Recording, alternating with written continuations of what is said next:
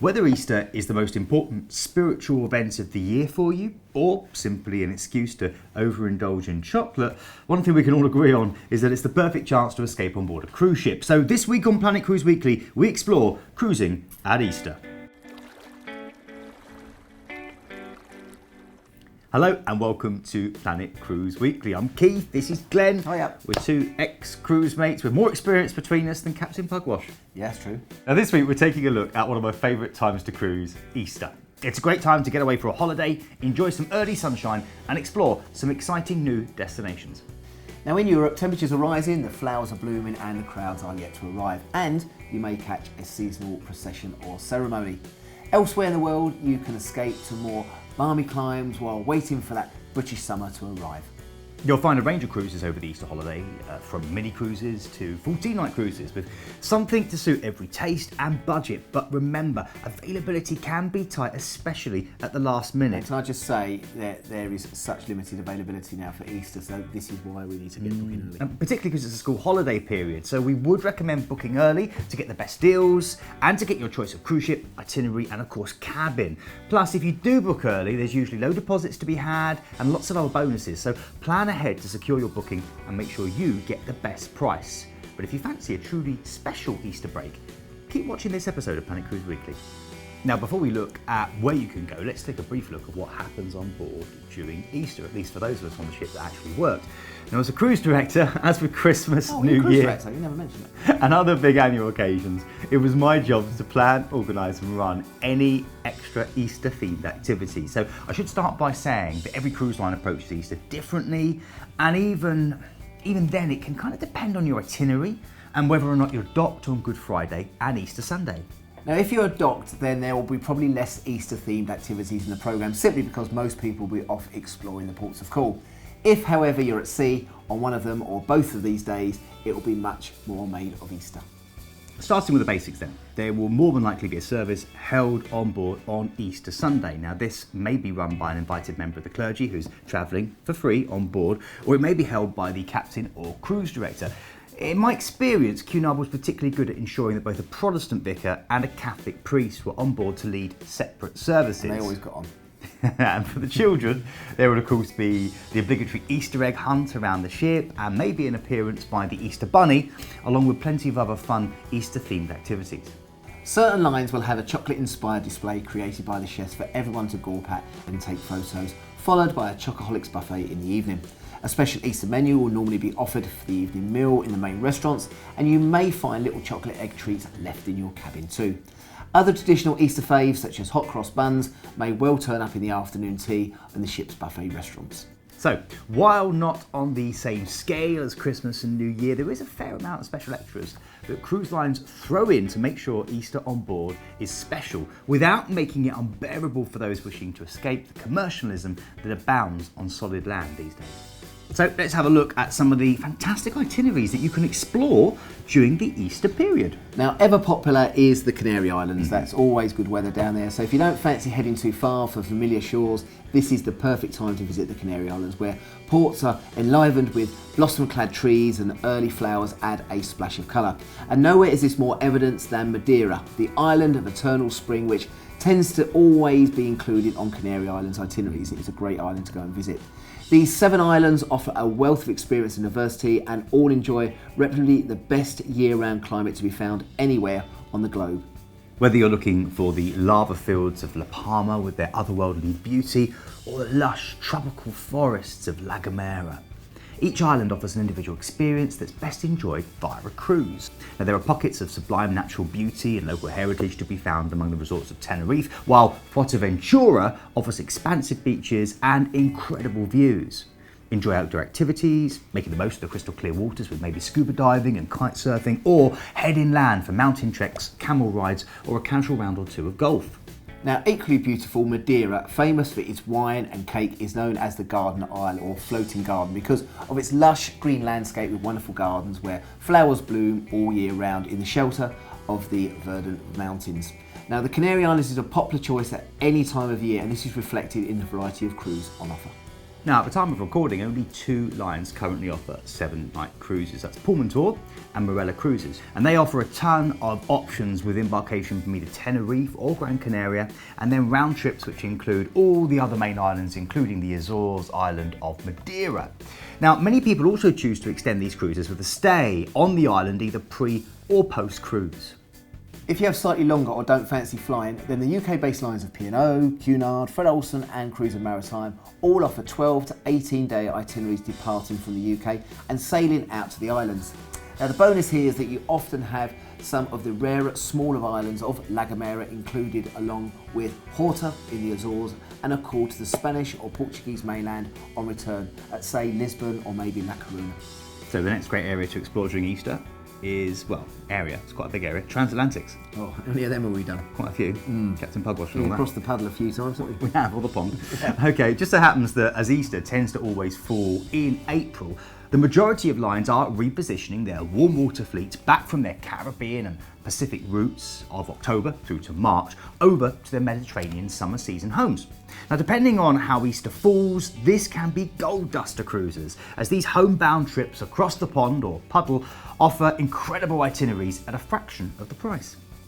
Often stopping at a few Caribbean islands before making the crossing, these itineraries will then call into the Azores before heading into mainland Europe, and for some all the way back to the UK. Lines such as P&O, Celebrity, Marella Cruises and Azamara Club Cruises all make regular trips at this time of year, with Celebrity also offering some interesting repositioning options from Japan to Canada, and Marella Cruises offering a rare chance to return from the Middle East via the Suez Canal and into the Mediterranean. All these itineraries tend to be for 14 nights or more, though it is worth noting that you'll often pay 7-night prices. Cunard's QM2 is also beginning her annual transatlantic season in April, so if you fancied seeing New York and experiencing how it should be done on the last true remaining ocean liner, then this too is a great option. Now, another destination close to my heart, as I've holidayed there a couple of times, is of course Hawaii. And there's nothing quite like sailing around Hawaii Islands and soaking in dramatic coastal vistas by day and glimpse of lava flow by night. And Easter is the perfect time to experience all the Sandwich Islands have to offer. From snow-capped volcanoes to rainforests to lava rock deserts, Hawaii is much more than a parade of high-rise hotels that hug glorious Waikiki Beach. Now, the push and pull between highly developed tourist apex, ancient Polynesian culture and natural paradise is palpable in this complex 50th state of the USA. Everywhere, the generous spirit of aloha is infectious, making lifetime repeat visitors of many who set foot on these exotic yet very American islands. Located in the Pacific Ocean west of California, Hawaii is the only state to be completely surrounded by water. It consists of 6 main islands. Cascading waterfalls, black sand beaches and rugged canyons make Hawaii travel great for relaxation or adventure. And best of all, getting around is very, very easy by cruise ship. Norwegian Cruise Line are the undisputed kings of Hawaii cruising, having the only year-round presence where you can sail to Hawaii's 4 largest islands all in a single week.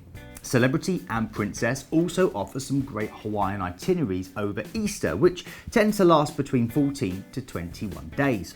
The most common here is round trips from either LA or San Francisco, offering some great options with those cities, or even Las Vegas if you want to add a touch of glam and have a bit of a stay there as well.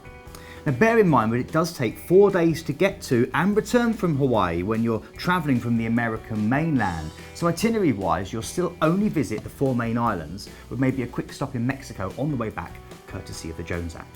Another great option here is that Celebrity offer several trans-Pacific repositioning cruises from Sydney, Australia, which also calls in Auckland, Tahiti and Bora Bora. It's the go-to choice if you have the time and you want a more port-intensive experience. So back to a little closer to home now, the Mediterranean. It may not offer the warmth of other Easter destinations mentioned so far, but cruising the Mediterranean over Easter does offer a lot of other things. Spring is beginning, and with it come the flowers, the festivals, and best of all, an absence of the hordes that make Mediterranean cruising in the summer less attractive for some people. And full of history, culture, and incredible diversity, it's an area which offers the cruiser many different options. If you only have 7 nights, then the Italian lines of MSC and Costa have multiple sailings exploring both the western and the eastern Mediterranean. For the Western Med, you can take round trips from Genoa, Civitavecchia and Barcelona, visiting the mainlands of Italy, Spain and France, and often calling at nearby island groups such as the Balearics. The Eastern Med trips will leave from Venice, heading down the Adriatic, calling in at Croatia, and up to the Greek islands for the rockstar islands of Santorini and Mykonos. If you love warm climes, then the Eastern Med heats up quicker. Now for longer trips over 7 days, Princess and Celebrity both normally have ships already positioned in the Mediterranean. Plus, you then have the ex-UK choices from P&O, Cunard, Fred Olsen, Cruise and Maritime, but bear in mind with these that it takes a few days to reach and return from the Med, which can eat into your port time once there. A good option with Med cruising over Easter is to look at more exclusive luxury lines where the itineraries tend to offer some less visited gems and more unusual itineraries. Silversea, Crystal, Regent, Seven Seas, Seabourn and Viking all normally have some exciting alternatives to the main routes, with cruises from 8 to 25 nights. Longer stays in port, exotic overnights in key destinations like Cannes and Barcelona, and forays into Africa are all possible as you enjoy truly inclusive journeys where almost everything is included in the initial cost of your ticket. The final of our Easter cruising recommendations is the Far East, which is one of my favourite parts of the world to explore, and on a cruise it's a great way for holidaymakers to make the most of their time. This is a magical area full of incense-filled temples, delicious spicy food, long deserted beaches and super friendly locals who always have time to help you and of course offer you a smile. Visit bustling Singapore, the former bastion of the British Empire, or vibrant Hong Kong, or simply relax on the stunning beaches of Thailand and Malaysia. Explore the ancient jungle temples of the Canary in Cambodia, or one of the 18,000 islands of Indonesia. Walk amongst the spectacular cherry blossom of the 16th century Yuyang Gardens in Shanghai before delving into the land of the samurai, where ancient and modern exists in stark contrast and beauty. The Far East is distinct and spellbinding and will captivate you from the moment you sail into her turquoise waters. Now you'll need to allow at least 2 weeks to properly enjoy a cruise in the Far East, because even with the shorter 10-night itineraries, flights either side are longer and a pre or post cruise stay is recommended, as much to allow your body clock to catch up as to properly enjoy the destinations. The Far East is covered by both the main lines and the more bespoke luxury operators. Both Holland America and Celebrity offer Japanese Explorer itineraries, but Princess Cruises seem to offer the most choice, with regular round trips out of Tokyo with stops in South Korea and Taiwan, as well as the main highlights of Japan. Oceania like to have at least 2 of their ships in the Far East over Easter, and they offer journeys from Singapore that travel through Thailand, Vietnam, Indonesia and into India and Sri Lanka that often tie up nicely with a cheeky little land stay over in Bali. The other lesser known way to explore this amazing part of the world is via a river cruise on the Mekong, Yangtze or Irrawaddy. Click here for more information and details about that, which we covered in an earlier episode of Planet Cruise Weekly. It's a great watch. Now on today's episode we've focused on what we feel are the best areas to cruise over Easter, but had we had time we could have mentioned many more. The Baltics, Northern Europe, the fjords, Mexico, Central America and of course the Caribbean are all possible at this time of year. So if we've missed off your favourite area to cruise over Easter, please get in touch and let us know. Also bear in mind that with new additions to fleets, new technology and new stunning parts of the world being discovered, the itineraries, duration and cruises on offer are changing all the time, so look into all the options available. Hopefully that's given you a bit of an idea about cruising at Easter. But if you do need any more info or would like to comment or share your experiences with us as Glenn mentioned, then please don't hesitate to get in touch with one of us or one of our team, which of course are all cruise destination experts. You never know, you might be lucky enough to be speaking to his dulcet tones. Oh yes. We do love to hear from you and get your comments. So get commenting, it's really, really important. Let us know what you're up to this Easter and if you're planning to travel anywhere soon, or how many eggs you're planning to try and eat in one day. So from all of us here at Planet Cruise, thank you very much for watching. This has been Where to Cruise To at Easter. I'm Keith, this is Glenn, and we'll see you next week. cheers guys. Hi everyone, thanks very much for watching the video. Please don't forget to comment and subscribe below, and remember to click the bell to get those notifications turned on. And if you're looking for more fantastic travel content like this, then click on the videos to the right. It will be really, really informative. Or you can click on the Planet logo to the left and go to our website for some really fantastic deals. Thanks for watching.